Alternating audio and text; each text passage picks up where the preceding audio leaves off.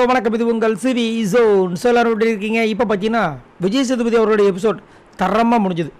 அதுலேயும் குறிப்பாக பார்த்தீங்கன்னா நம்ம எதிர்பார்க்காத விதமாக கனி அண்ட் சபரி அண்ட் எஃப்ஜே அந்த அன்புக்கு அங்கே வந்து போட்டு பொழந்தாங்க. சாரி, நான் ரம்யா விட்டுட்டேன். சாரி, கானா வினத்தை விட்டுட்டேன். சாரி, அதில் பிரவீன் இருக்கார். ஓ சாரி, அதில் வந்து கெமியும் இருக்காங்களே. இப்படியே சொல்லிட்டு போகலாம். அந்த டீம் அவ்வளோ பெருசு.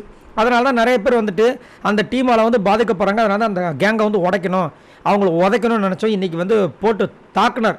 சூப்பராக இருந்துச்சு. அது முடிஞ்சதுக்கப்புறமா பார்த்தீங்கன்னா கனியெல்லாம் கலாச்சதுக்கப்புறமா சபரியெல்லாம் கலாச்சதுக்கப்புறமா பிரேக்கில் வந்துட்டு விஜய் பார்வதி கமருதி பேசக்கூடிய விஷயங்கள் வந்துச்சு. அதில் கமருதி கரெக்டாக சொன்னார்.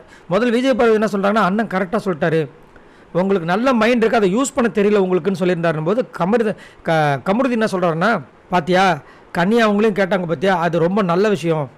ஏன்னா இவங்களுக்குள்ளேயே வந்துட்டு தோணிருக்கு, கனியா அவங்களெல்லாம் கேட்க மாட்டாங்க, நம்மளை தான் போட்டு தாக்குவாங்கன்னு. இதை கேட்டவுடனே அவங்களுக்கே ஒரு ஷாக்கு.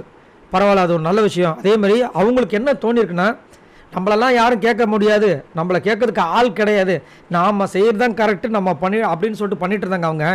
அதுக்கெல்லாம் சரியான ஆப் வச்சாங்க விஜய் சேதுபதி அவர்கள் அப்படின்ற மாதிரி ஒரு சூப்பரான விஷயத்த சொன்னார். அதேமாதிரி எனக்கு அவங்க கூட கனெக்ட் இது வரைக்கும் ஆனதே கிடையாது. ஏன் தெரியுமா? அவங்க ஃபுல் அண்ட் ஃபுல் ஃபேக்கு. அதனால தான் என் கூட அவங்களுக்கு கனெக்டே ஆகலை அப்படின்போது விஜய் பார்வதி சொல்கிறாங்க, உண்மை தான், என் கூட அவங்க கனெக்ட் ஆக மாட்டாங்க, ஏன்னா அவங்க ஃபுல்லாக ஃபேக்காக தான் இருக்காங்க அப்படின்னு. உண்மையாக தான் அவங்க ஃபேக்காக தான் இருக்காங்க. அதுதான் அதனால தான். ஏன்னா இவங்களாம் வந்து வெளிப்படுத்திட்டாங்க, இவங்க வந்து நல்லவங்க கெட்டவங்க ஏதோ ஒன்று. ஆனால் அவங்களாம் ரொம்ப அப்படியே நாசுக்கா அண்ணே அக்கா தம்பி பையான்னு போயிட்டு இருந்தாங்க. இன்றைக்கி எல்லாத்துக்கும் வந்து முடிவு கட்டுற பண்ணிட்டாங்க. அதேமாதிரி நடுவில் திவாகர் சூப்பராக ஒன்று சொன்னார், நம்மளை இவங்க வந்து நல்லா நோண்டி விட்டுட்டு நம்மளை கத்த விட்டுறாங்க.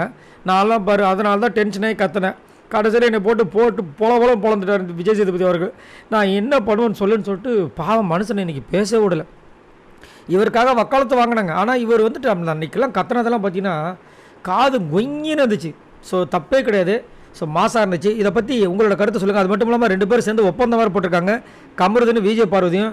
இன்னும் அடுத்த வாரம் என்னென்ன நடக்க போதோ பார்க்கலாம். உங்களோட கருத்தில் சொல்லுங்கள். மறக்காமல் கமெண்ட்ஸ் பண்ணுங்கள். பாய் நண்பர்களே.